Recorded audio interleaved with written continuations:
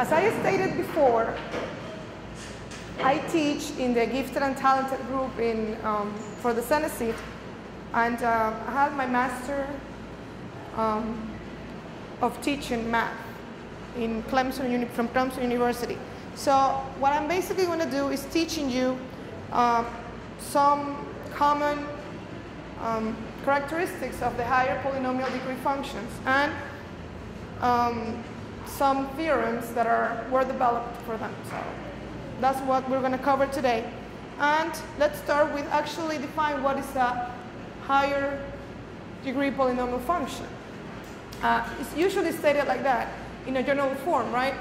And the main characteristics of this function is that they're continuous and smooth everywhere, which means that they flow, right? Like this.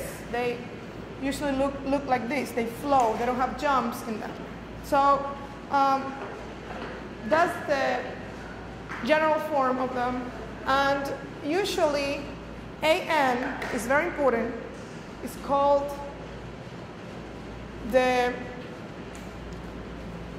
and you'll see why it's important. The leading coefficient, because a test is based on that coefficient. Okay? And n actually is called the degree of the polynomial, right? So let's write that down in here. We have actually a space for summary. We're going to summarize what we're doing right now, and we're going to actually create a vocab for this. So we have to know what is a leading coefficient. Yes? So you know what comes in the test. We are going to have a part that is based on vocabulary, and we have to know what is the degree of a polynomial, right? So that's going to go in the vocab. And let's say an example of this, and let's say that we have a polynomial that is a function, right? Then you have 3x fourth power minus 5x squared plus 6. Let's say that. Okay, we have the degree of this polynomial is n, which is the highest exponent in this case, right? This is called n, and 3 is called the leading coefficient. This will be an, okay? So you have to know those basic things about polynomial functions. Questions? Any questions? No questions. Pardon me? A4, yes, in this case. Thank you, Dr. Vera, for that. So, and then we have some tests that we can actually perform in these functions so we know how they behave in the ends, right? And let's erase this. For that, before we cover that, I'd like to show you what's going on. When it says the leading coefficient test, they talk about the coefficient that goes with the x that has the highest exponent, right? And let's show you here. I have a graphing calculator, okay? And you know the basic polynomial function is actually the parabola x squared. So what happens if, okay, let's say we have a leading coefficient of 2. Okay, we can graph it. And as you saw in the PowerPoint that I presented before, this, sorry. Okay, there we go. It says that we can test, with the leading coefficient test, we can actually see how the right hand behaves in the function, right? The right hand refers to the right end of the function, which can go something like this. The right hand will be this one, or something like this. The right hand will be this end, right? So that's what they call it. So the thing is that end of the function depends on the leading coefficient. So if it is positive, as you can see, what happens to the right end? It goes up or down? Up, exactly. So let's say what happens if we we include a negative leading coefficient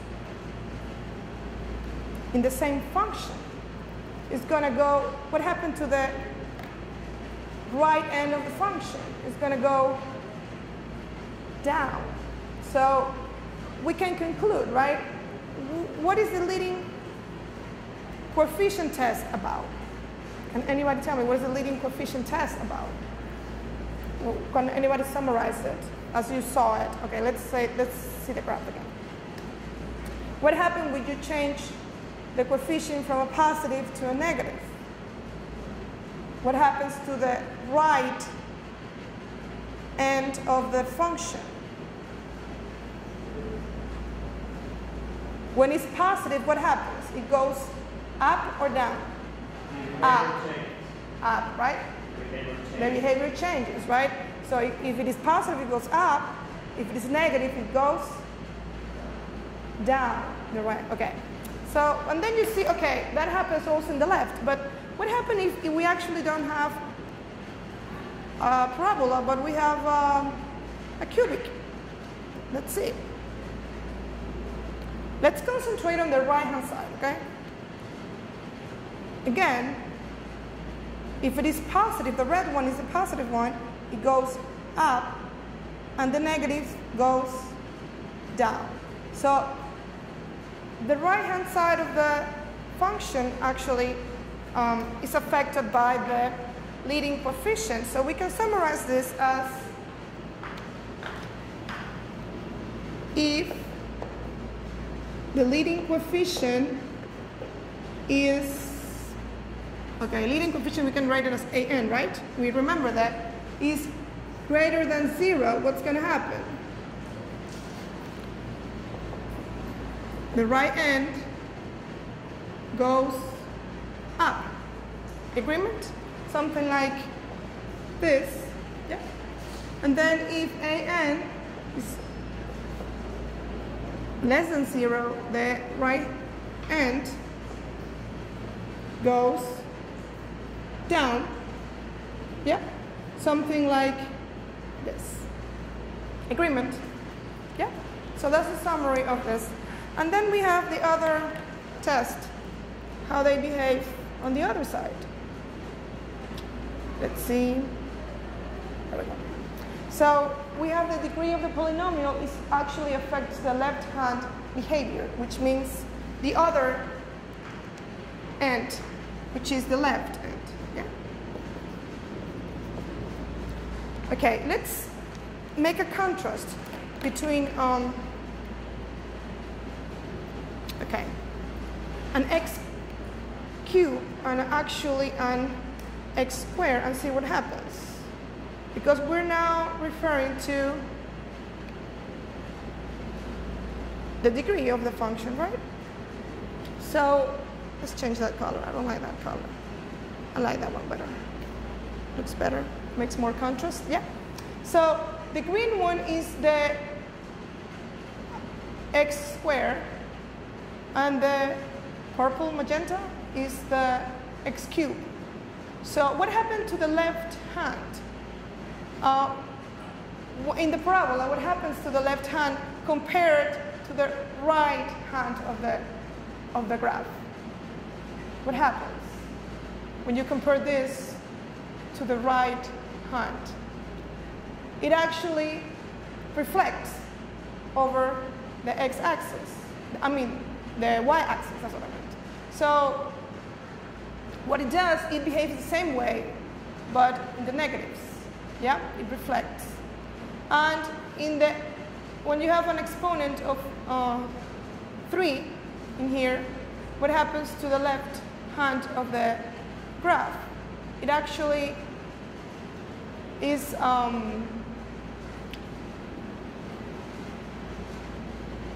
it goes the opposite way. And let's change this to negatives both. So what happens?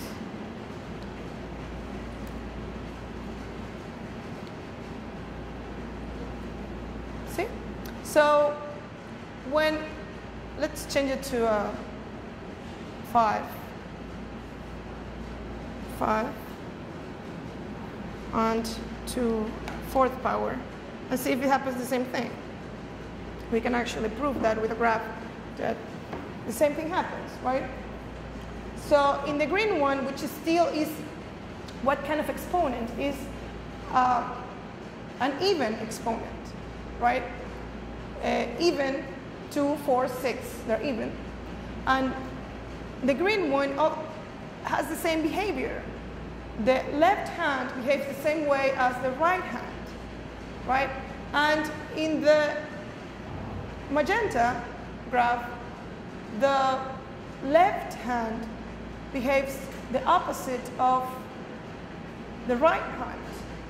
So this is actually, that happens with all the odd exponents. In this case, we tried with 3, then we have 5. You can try with 7 if you want, but it's going to be the same behavior. So what we can conclude about this degree of the polynomial, what happens? We can actually summarize it as if n is even, what happens to the left hand of the function? The left hand behaves the same as the right hand of f of x, right? Assuming f of x is a polynomial function. And then if n is odd, what happens? The left hand behaves the opposite, and by opposite I mean if it goes down, the right hand goes down, the other hand goes up, and vice versa. Opposite of the right hand of f of x, as we could see it in there. And we can actually, it just goes up right here. Okay, we can actually graph it a little bit, right? We can remember this with the parabola. The parabola and the x cubed are actually the simplest form of a polynomial function. So we remember the parabola is like this, and this is x cubed, right? And this is x squared usually. So we can summarize that, right? It's a summary. This is the most, or these are the most basic graphs. So that way we can remember how it behaves in the ends. Okay. So the problem with this is that usually the degree of these functions is greater than 3. So we can actually, we have to talk about the multiplicity of roots, right? And what is it supposed to mean? And I'm going to let you actually conclude what it is by setting up an example of this. We're going to graph this function, and as you can notice, the function has a lot of have 8 factors. 8 factors. Yeah. So we have f of x. We have x squared times x plus 2 times x minus 1 to the 2nd power and x minus 5 to the 3rd power. Yeah. And what are the factors of that function? The factors are x times x plus 2 times x minus 1 times x minus 5, and x minus 5. Everybody agrees with that statement. Am I saying something wrong? Yes? It's like saying let's just compare this to the regular numbers, right? We have, let's say, 48. Okay? Let's say 48. And then we have, this is what? 2 times 2 times what? Times 2, yeah?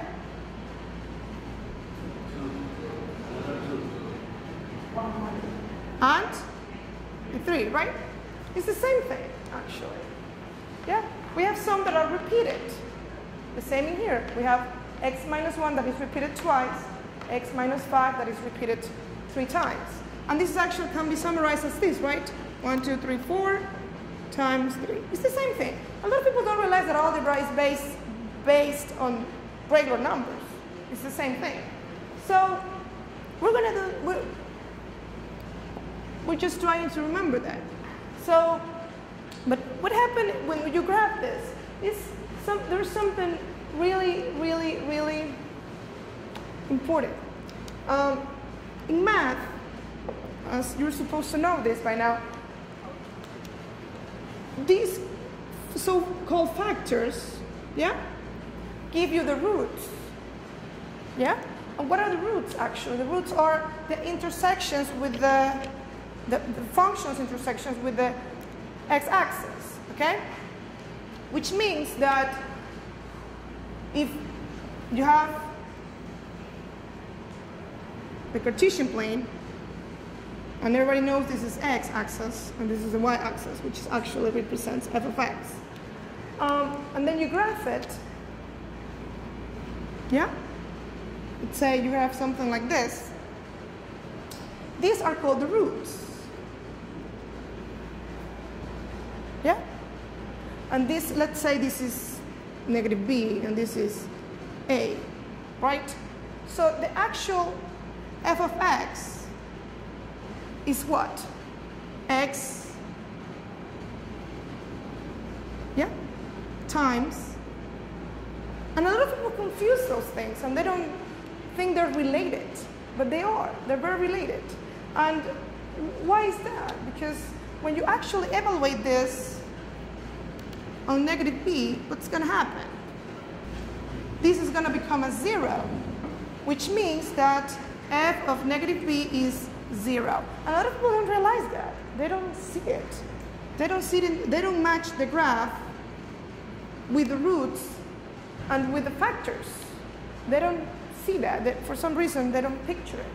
So we have to know that first. And just basic knowledge that you're supposed to know by now, but just making sure. And let's just grab that. Okay, I'm going to copy this.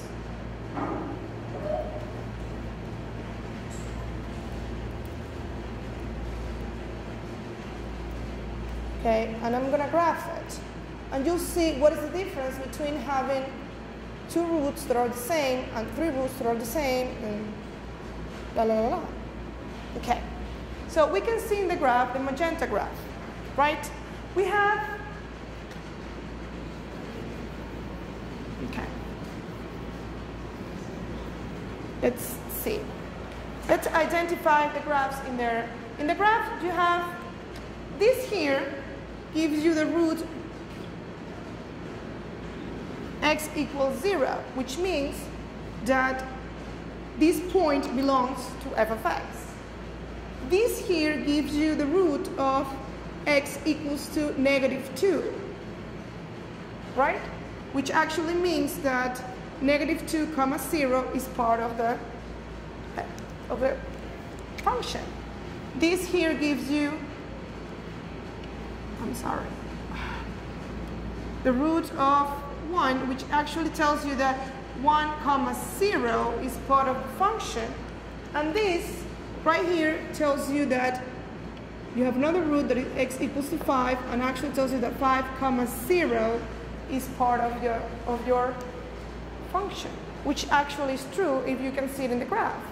You can see the intersections with the x-axis are in negative 2, in 0, negative 2, 0, negative 1, and 5, according to your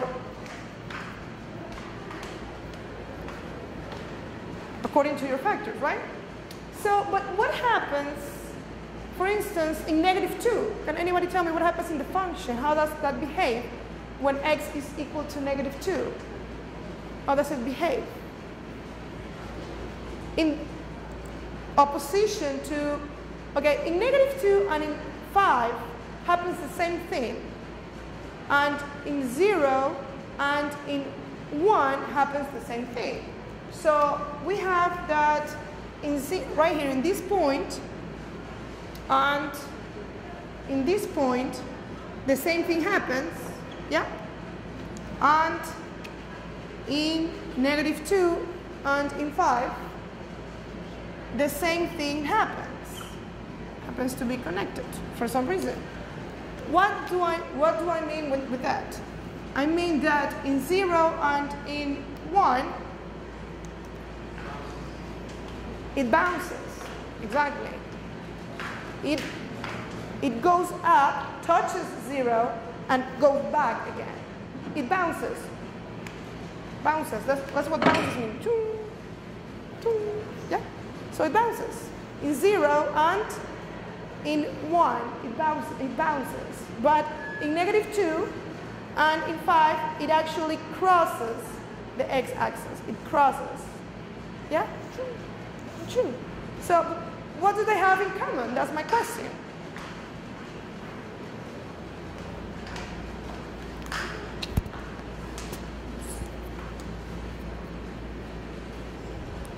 I'm sorry. Little logistic problem. Right there. Okay.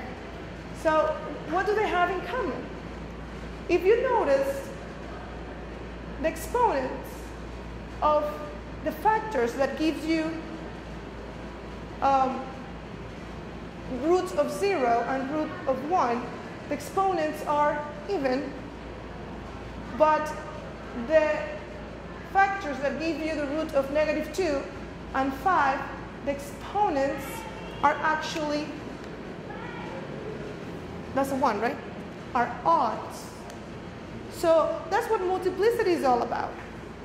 Multiplicity is about how many times does a factor repeat. Okay? In this case, if it repeats an even amount of time, that means what's going to happen in the graph? It's going to bounce in that root.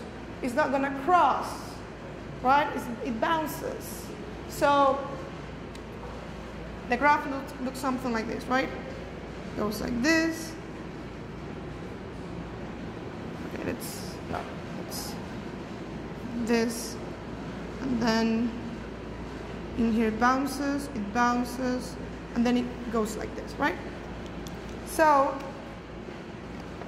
these roots in here, which correspond to -2 and 5, yeah? They have what kind of exponents? Odd exponents. Odd exponents. So they repeat an odd amount of time. 1, 2, 3 times. 1 time. Yeah? So this also has an odd exponent. So when it has an odd, it repeats an odd amount of time, it's going to cross the x-axis. When it repeats an even amount of time, it's going to actually bounce. Okay, as you see it in the graph. That's what multiplicity is all about. So with those 3 tools, we can actually see how a function like a polynomial function looks, right, in the Cartesian plane. And but we have also some other tips to actually find roots, and we have several theorems. Okay, we're going to study 3 today, which are those 3 that are related to find roots or zeros. And what is a root or zero again? Is a root or zero are the points where the function crosses the x-axis, which means that you have something like this. Yeah? Those are roots or zeros. Again, remember that. So the factor theorem comes from actually something very interesting that is called the remainder theorem. What does that state? Okay. Let's say you have a regular division. Let's say 2 divided 10 divided by 3. It's a regular division. Okay. So we have, what is it? 3. Okay, let's just use another number. So, okay, 4 or 2 minus 8, then we have a 2, right? So this we call the quotient. Yeah. Oh yeah, I forgot. We have vocabulary here. We have what are roots or zeros. Yeah. And now we have what quotient is. Quotient is the result of a division as a quotient. And this is called the remainder. Yeah. So according to this, how can we express the 10? The 10 we can be expressed as 4 times 2 plus the remainder, which is a 2. Agreement. Well, in polynomial it's the same thing. In the polynomial world, it's the same thing. Let's say you have something like x squared minus 4. Yeah? And everybody knows the factors of that. Oh, by the way, what are the factors of 10? Factors of 10. Or what? 1, 5, 2, and 10. Yeah? So in here we have the same thing. What are the factors of x squared minus 4?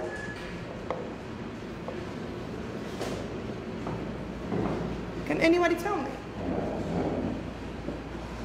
No? Okay. X minus 2, x plus 2. Agreement. It's the same thing. Same thing. So, but we can actually, okay, let's say we want to just one pair. 5 times 2. This is the same thing, right? X minus 2. That's what we do in algebra. It's the same thing. So, but we want to divide this by something that is not a factor, like I did in here. 4 is not a factor of 10. So I'm going to divide it by x minus 3, let's say. Right? So we can do x, yeah? Okay, let's put a space in here for 0x. Yeah, we're missing the x term.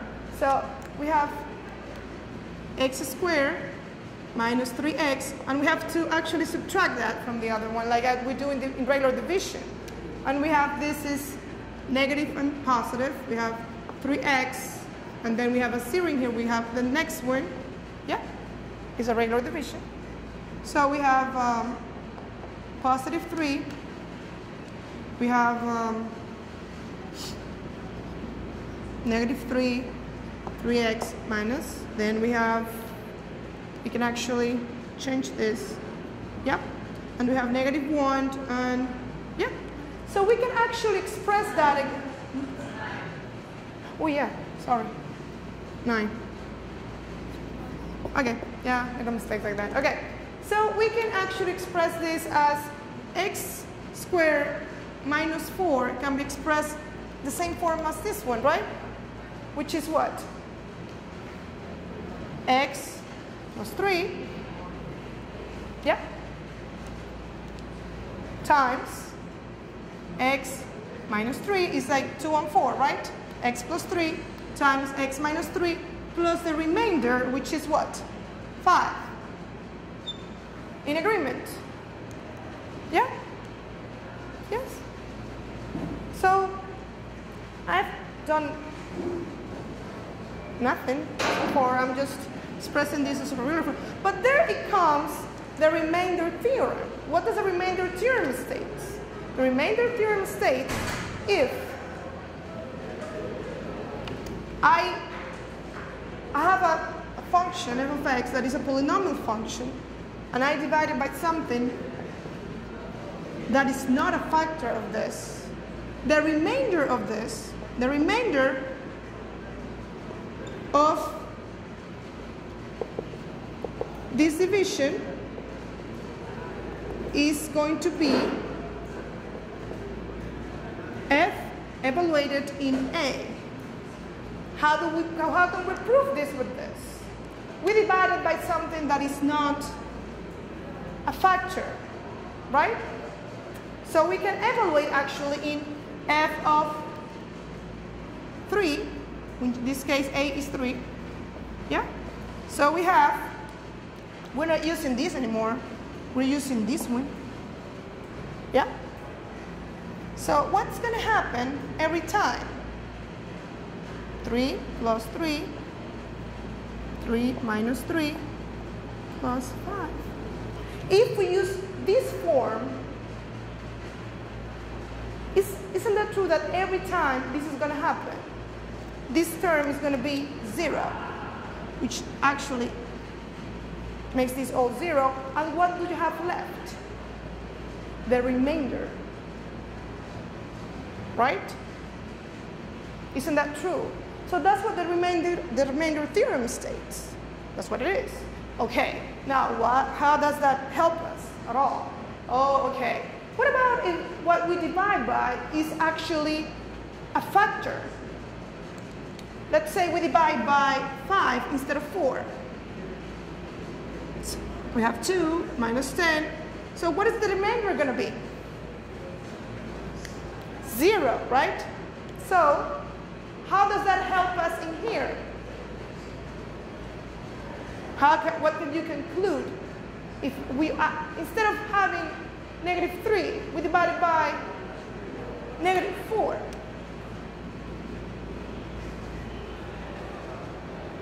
I'm sorry, -2. That's what I meant. -2 is a factor of x squared minus 4. Agreement. What's the remainder going to be in this division?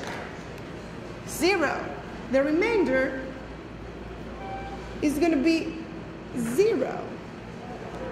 Which means, according to this theorem, if you evaluate this function in 2, which is this, which is A, what the remainder is going to be? The remainder will be 0, which means that when you evaluate it in 2, it's also going to be 0.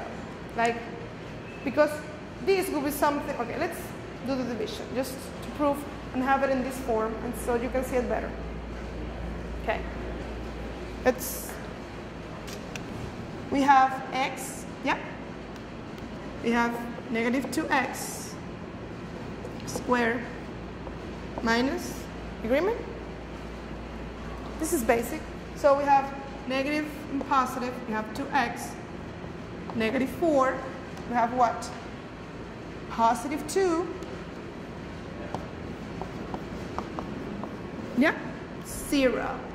So we can rewrite it as the form of x squared minus 4 is equal to x plus 2 times x minus 2 plus the remainder, which is 0.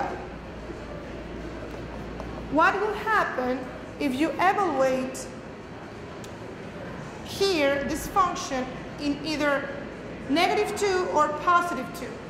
What's going to happen? Everything that is left out is 0. That's why this theorem helps us, because it states that every time you have a polynomial f of x, let's say,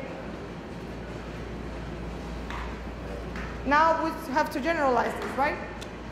F of x has a factor x minus a. What's going to happen if you evaluate? What's going to be the result? 0. Which actually makes sense, because this gives you the point a, comma, 0. Yeah? So that's what it helps us to actually prove that an expression is actually a factor of the function. Okay?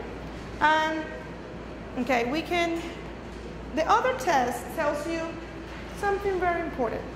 It tells you about all the possible rational roots that a function can have. Let's say you have something like this. Okay, let's have something like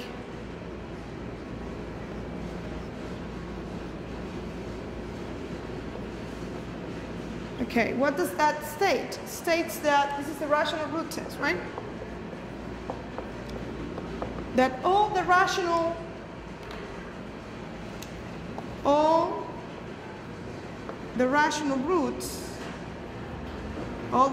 roots take the form of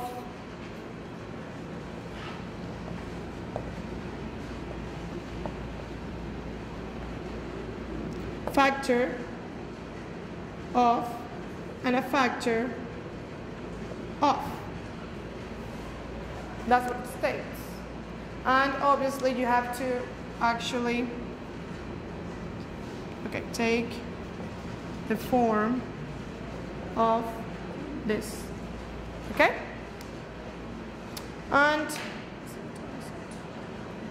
okay. You want to do let's give an example of that. Say you have something like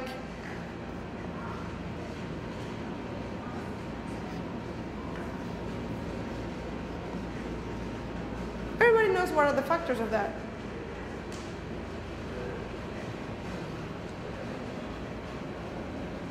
Yeah?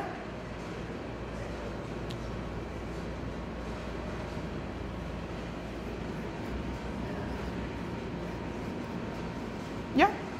Those are the factors of that. Okay? So, but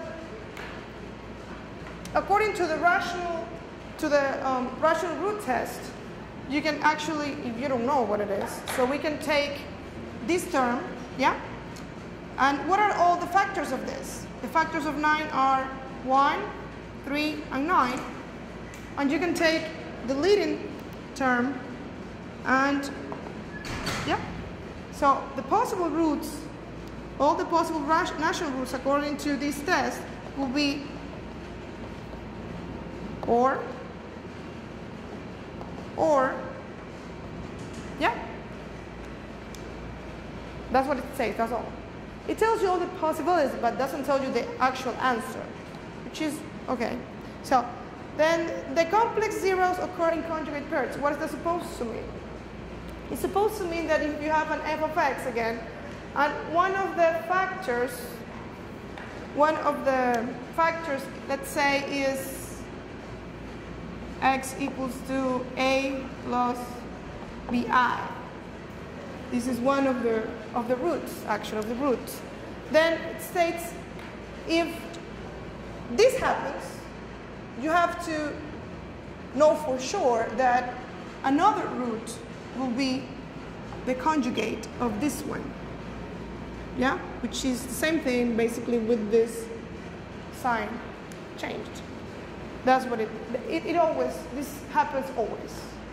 Okay, there's no other way. So let's make some exercises so we can actually, okay. Can anybody tell me what is the right and left behavior of that graph according to what we just learned in here?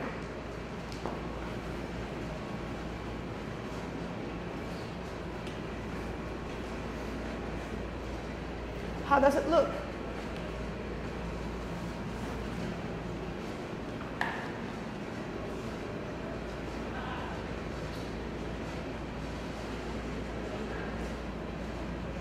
Okay, what about the right? The right hand depends on what? On which number in there? The right hand, this hand. Fermat. Pardon me? Is it a Fermat? Isn't that the positive sign of the cross? No, that's actually the leading coefficient test. The right hand side depends on the leading coefficient. So is that greater than 0 or less than 0? The leading coefficient. What is the leading coefficient first on that one? Negative? Negative 3, right? Right here. What is the leading coefficient? Right here. Isn't this right? That is negative 3. Because the highest exponent is 7. You have a 5, you have a 1, you have nothing in here. So this gives you the leading coefficient, which is a negative 3. So we stated that if the leading coefficient is less than 0, what's going to happen with the right-hand side? It's going to be up or down? Down. So we know that it's going to look something like this on this side. Yeah? We don't know yet what's going to happen in the middle, but we know for sure that this side is going to be down. And what about the left? It's going to be the same, down, or it's going to be up? Up. Why? Because the exponent, the degree of that polynomial, of that polynomial function is 7, which is an odd. When we said that when n is even, when n is odd, then the left hand behaves the opposite of the right hand. So far we know this. We know this is going to end like this. The ends are going to look opposites. That's all we know about that function, right? That's what they tell you. That's what they're asking you. What is the right and left behavior of the graph? The right behavior is going to be down because of the negative 3. Because the leading coefficient is negative 3. Yeah? And this side is going to be the opposite of that. The left behavior is the opposite of the right behavior because n is equal to 7. Yes? Okay. Next exercise. It says, if x plus 2 is a factor of x to the 4th power plus x cubed plus 3x squared plus kx minus 10, then k is equal to what? What theorem can you use for that?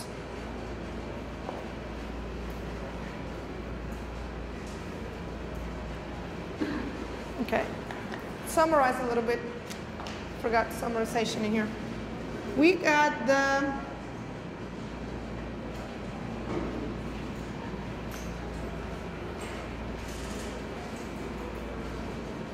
factor theorem, yes? Stated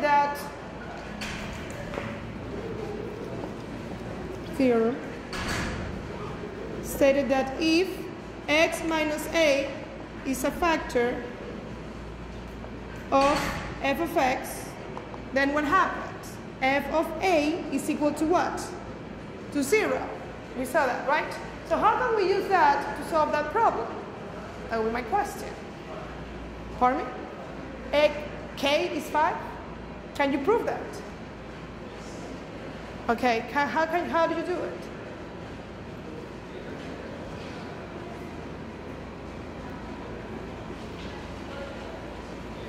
Can you use that theorem for that? You use this, okay? So you evaluated the function in what? In negative 2. Good. Since the factor is x plus 2, and we said it's x minus a, so we have to rewrite this as x minus negative 2, which looks better, right? So we actually can see clearer than a is actually negative 2. So we evaluate that function in negative 2 to the 4th power plus negative 2 to the 3rd power plus 3 times negative 2 to the 2nd power plus k times negative 2 plus 10. And that's going to be equal to what according to the theorem? 0. To 0. Then it's easy to find k, right? Now that we know that. So this is what? 16? Yes. Make sure that I'm doing this right. Sometimes I make mistakes on these things. 12. I'm going to be honest with you. Plus 10 equals 0. Then we have what? 8, 20, 20, 30. Yeah? Pardon me? Minus plus 10. Here? Minus 10. Oh, yeah, it is a minus. I can see. See, I'm telling you, sometimes I make mistakes. Okay, so that actually will be a 10. Then you have 2k equals 10. K is equal to 5. And you were right. K is equal to 5. So, okay. By the rational root test, what does, okay, then we have to summarize this and remember, what does the rational root test is all about? That all the possible rational roots, yeah, have the form of factor of a 0 divided by factor of a n. Yes? So they say by the rational root test, how many possible rational roots does that function has? So can anybody tell me?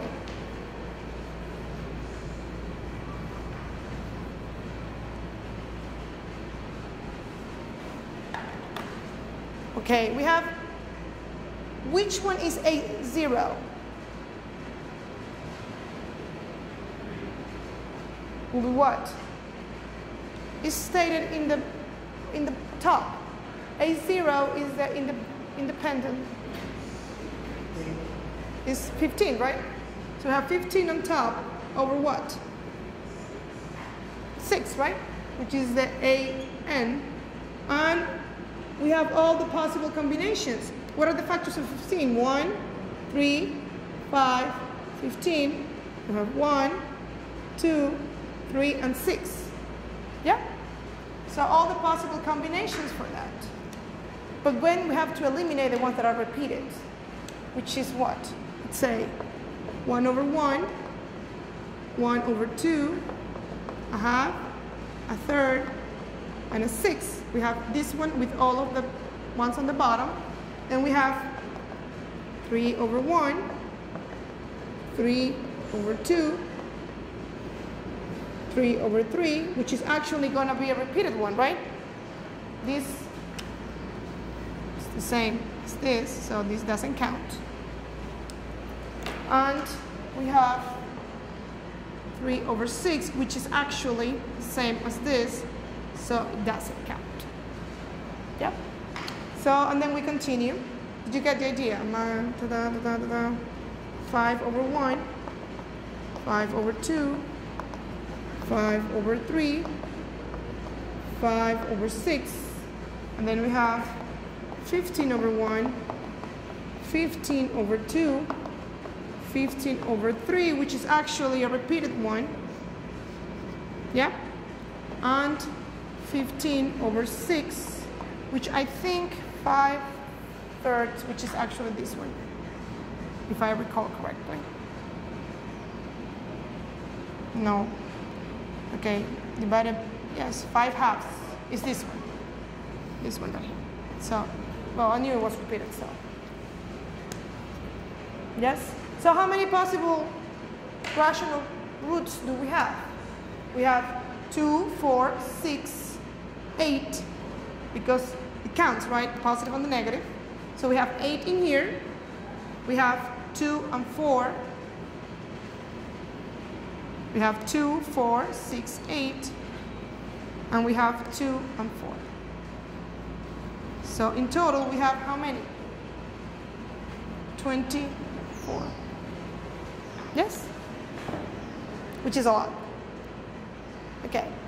Find the quadratic equation that has a root of 8 minus I. I have a question. If it is a quadratic equation, quadratic means a parabola, how many roots is supposed to have? 2, right? If you know that one of the roots is 8 minus I, what will be the other root according to this theorem right here? Right, which is 8. So if you know that x1 is this, according to that theorem, according to that theorem, yeah, you're supposed to know that the other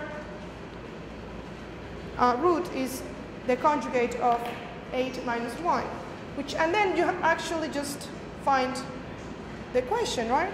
F of x is equal to x minus 8 minus I times x minus 8 plus I. And then you multiply that. And you're supposed to know that I times I is actually a square, which is -1. Because I is actually the root in math. Yeah? So just making sure that we know that so we can solve that. And we find the equation, right? Questions?